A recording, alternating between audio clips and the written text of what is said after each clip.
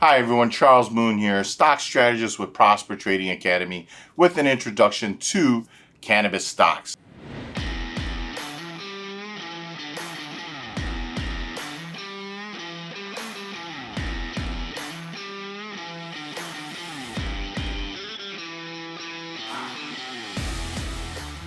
Now, this sector is near and dear to my heart for a multitude of reasons, but most notably, this is a sector that has struggled here as of late. Now, going back to the history of cannabis stocks, really it started with the Godfather, right? And everybody thinks the Godfather is probably CGC or Tilray, but the Godfather of cannabis sector was GWPH, GW Pharma. They actually got the first FDA approval to use cannabinoids, right, to treat epilepsy. And actually the stock got bought out, but this is widely known as the introduction of cannabis into the actual markets. Now, of course, we've seen a flood of cannabis stocks get uplisted because Canada went legal. Once Canada federally legalized, we had names like Canopy Growth, CGC, ACB, CRON, Tilray, and such get uplisted or listed on the NASDAQ and the NYSE exchange. And of course, when they first got listed, there was a lot of hype around them. There was a lot of demand. Tilray is the most notable name. It IPO'd around $17. Shortly after, maybe about 2 months, it hit $300 and has struggled since. And that's that, immense, almost FOMO type demand that lifted all these stocks. And then since the actual peak, the top of the top, we've been in just this massive long-term downtrend. Now, there's been moments where the sector has gotten hot, and it's usually picked up with either, M&A news or, thoughts or feelings that the United States is going to push for legalization. But those have obviously fizzled out, and we're still in this moment where we're in limbo. And we're in limbo because everything is contingent on the United States of America. That's right, folks. The moment that the United States of America federally legalizes cannabis, we are going to see an immense amount of demand in this sector. I mean, let's be honest here, okay? We have seen states that have legalized both medical and recreational usage for cannabis. And, in turn, they have made a ton. We're talking about, names like Colorado and Illinois and California that have made a ton on taxation. So we already know that, in turn, this sector, once it's federally legal, could help things such as infrastructure, budgetary woes that's regarding, maybe welfare, our healthcare system. It can help prop up our healthcare system. And then, of course, we're going to talk about education. We talk about how schools need upgrades in technology or just better help or just better funding overall. And this is a very simple approach to basically fund all the needs that our education, our infrastructure, our healthcare system may need. Now, it won't be able to solve all problems. It may only be geared towards one out of the three. But again, instead of taxing our income more and more, we could just tax sales on cannabis. Now, that's the actual problem. Once we get it legalized, that's the question, right? Once. Not when, not if. It is once we will do it. That is my conviction, the word once. It is going to happen. There's too much support. The problem is it going to happen in the next year or two, or is it going to happen 10 years down the line? That's the issue that's facing the sector right now and why it's in limbo.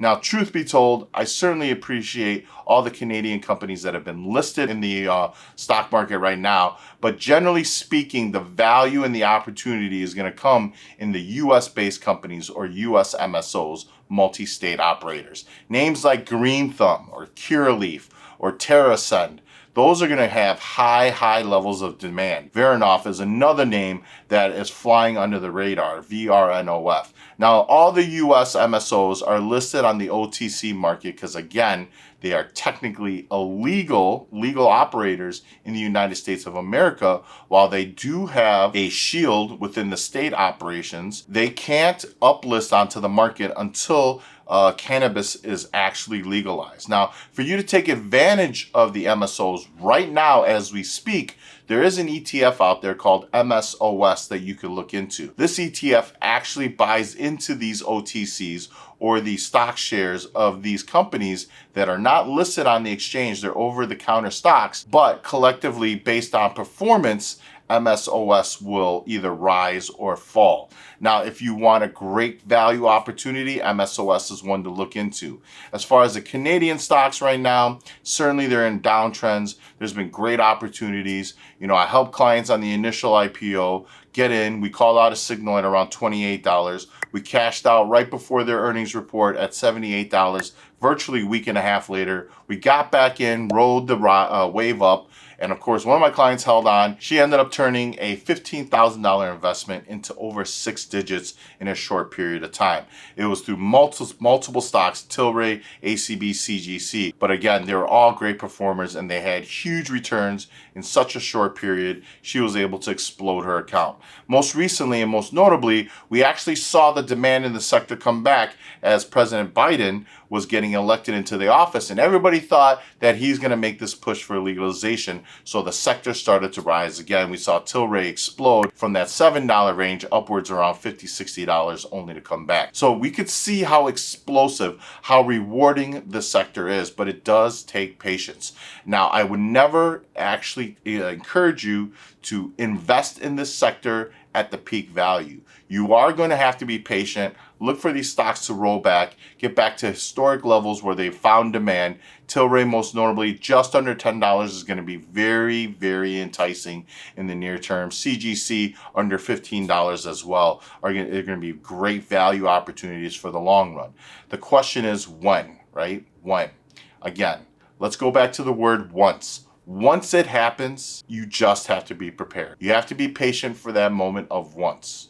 When will it happen? No one knows. It may happen under this administration and it may happen under the next. All I know is that there's more and more support being thrown behind the legalization aspect.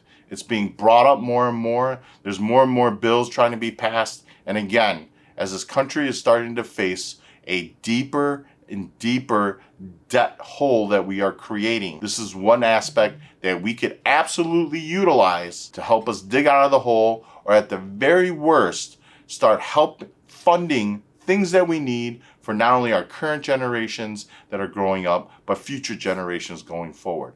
I am a big believer in this sector. I have had family members that have used cannabinoids to basically fight back against cancer. I have seen my friend's family actually go through massive suffering under chemo. They've used cannabis to alleviate and actually start eating. This is such an undervalued aspect when it comes to, medical relief, medical usage. And I certainly understand the holistic aspects. It's not the same as, surgery or any of the chemotherapies, but it's a great alternative. It's a proven alternative. And it's not just for cancer patients. It's used for other aspects such as epilepsy. Obviously, we've gotten FDA approval on that, but there's so much more. This is definitely a sector you have to watch. So folks, if you happen to like what you hear, do me a favor, like, comment, and subscribe to the video. Click on that notification bell. If you actually have anything else you want me to talk about, you had some questions, do me a favor, comment below. I'll be more than happy to respond. Peace and love, everyone.